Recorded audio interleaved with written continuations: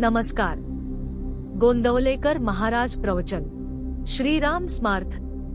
आज दिनांक 28 नोव्हेंबर.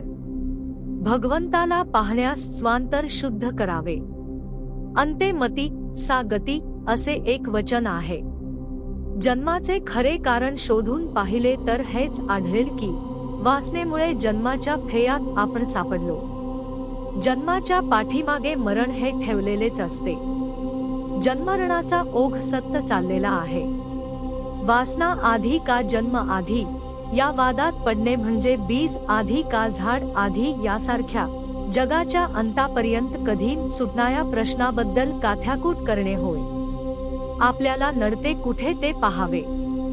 विश्रांतच आम्ही गुंतून राहतो ते सोडावे.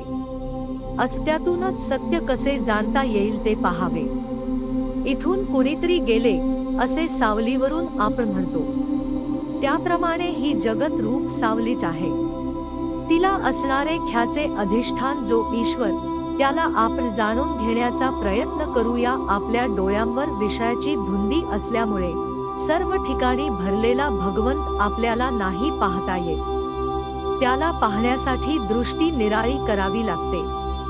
आपण आपले अंतरंग साफ केले तर तशी दृष्टी येते.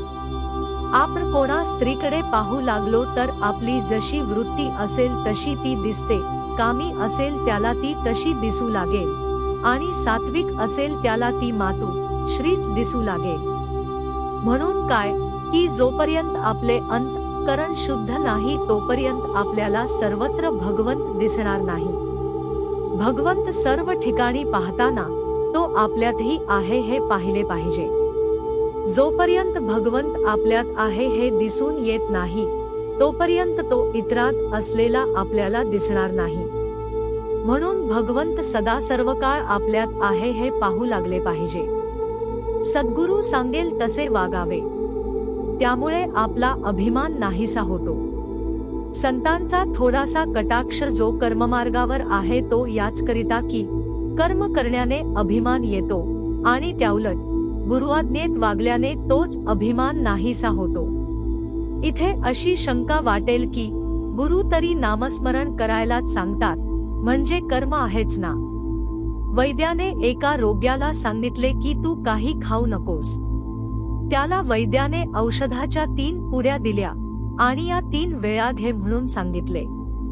त्यावर तो रोगी म्हणाला, तुम्ही काही खाऊ नका म्हणता आणि या पुड्या घ्या म्हणून सांगता हे कसे? त्यावर वैद्याने सांगितले की पूर्वी जे अजीर्ण झाले आहे त्याचा नाश करण्यासाठी या पुड्या उपयोगी आहेत. त्याप्रमाणे गुरु आपल्याला नामस्मरण करायला सांगतात ते पूर्वीचा विषयाचा अनुभव नष्ट करण्यासाठी. जो आपली विषयवासना कमी करून आपल्यामध्ये नामाचे प्रेम उत्पन्न करील तोच खरा सद्गुरू होय. तत्पर्य, प्रपंच व परमार्थ यांचा 36चा आकडा पाहून संतांनी तडजोड करण्याचा प्रयत्न केला. नामस्मरण करीत करीत प्रपंच करा, हीच ती तडजोड.